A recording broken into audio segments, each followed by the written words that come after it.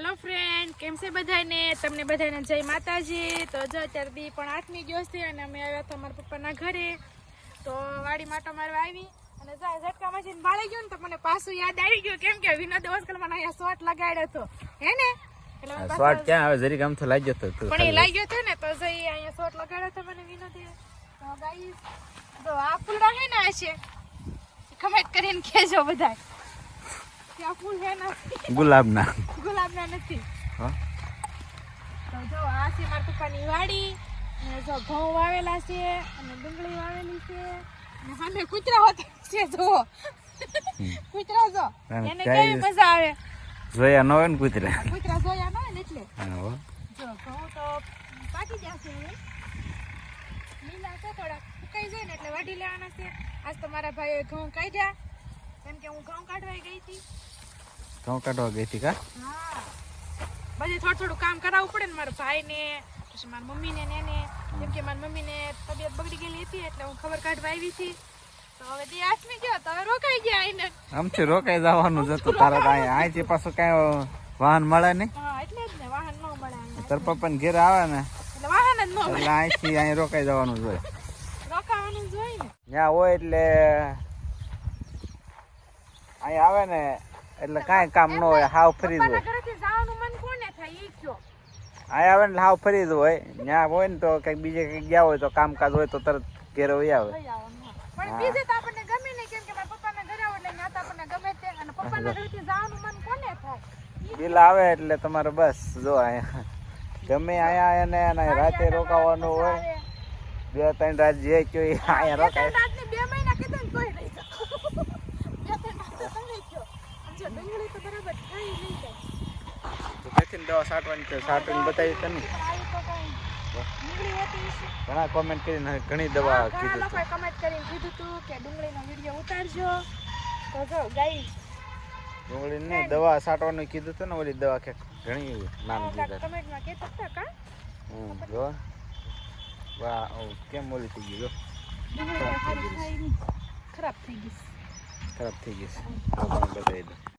ખરાબ થઈ ગઈ કેમ ખરાબ થઈ ગઈ નીંદે નાખેલી છે જો દાણા પણ સુકાઈ ગયા મસ્ત ના લીલા હતા સુકાઈ ગયા પાંદડા વાંકા વળી ગયા છે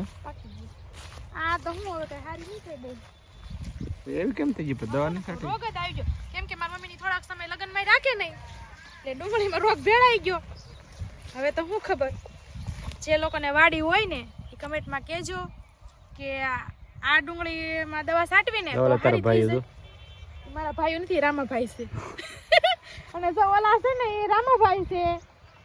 એક અમિતભાઈ છે એક કૌશિકભાઈ છે તાર બેન કેમ એમ કરે છે આમ તો દોડે તાર બેનું નથી કેવું છે અંદે દોડે છે ભલે આયા મારા આયા થોડા એ રામભાઈ આયા દો એ રામાભાઈ છે એ મારા તાર બેનો ની છે તાર ભાઈઓ ની છે નહીં મારી બેનો નથી મારી બેનો તો અહીંયા જ છે તો એ ના આપે ઈ ન્યા એટલે તો કહું છું આયા જ છે એ તો કહું છું તમારા ભાઈ આવ્યા છે આયા જ છે જો ને ના ના મારા ભાઈ ને શું કામ હોય કામ હોય ને એમ કે હાલો મારી ભાભીની વાડી છે ને અહીંયા પપ્પાની ને તો હું ત્યાં જાવ ઈ પોતાની વાડી જેની હોય ને એ જાય આટોમાં ના ના ઈ તો રોજ આટો મારતા જ એટલે એને નો મજા આવે કેમ કે રોજ નું છું જે પોતાની વાડી હોય આપણે રામભાઈ તો સુરત થી આવે કે ને એટલે એને એમ થાય કે લાઈ હું આટો મારવા જાવ એમ કેમ કે આપણે વાડી તો નથી જ તે આ તારું ગામ છે એટલે ન્યા જા ને તાર ભાઈ કે મારું ગામ રૂ જો ફ્રેન્ડ અમે આવી ગયા છીએ બિલ્લા ફરથી આવી ગયા છીએ કેમ કે જો તે દિવસ આપણે પાણી પાતા હતા અને દવા છાંટવાનું આપણે કીધું હતું તો જો દવા તો 2-3 જાતની છાંટી છે પણ તોય જે ડુંગળીમાંથી રોગ જાતો નથી કેમ કે જ્યારે સીધા પાંદડા હોય ને તો ડુંગળી હારી કેમ કે આ વાંકા વળી ગયા એટલે ડુંગળી કાંઈ હારી નથી। તો ફ્રેન્ડ તમે લોકો કહેજો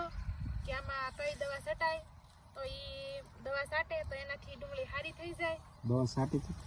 દવા છાંટી પણ જમણ કઈ હારી ન થઈ વાંકા પાંદડા વળી જાય સીધા પાંદડા રહે ને તો જ તે કામનું નકર કઈ કામનું નહીં કેમ કે વાંકા પાંદડા વળી જાય એ ડુંગળી હેલો ફ્રેન્ડ જો મેં ઘઉંમાં આટો મારવા આવ્યા છે તો આપણે ઘઉંનો પોગ નથી કરવા પોક ન તો હું આ ડુંડી લઈ લઉં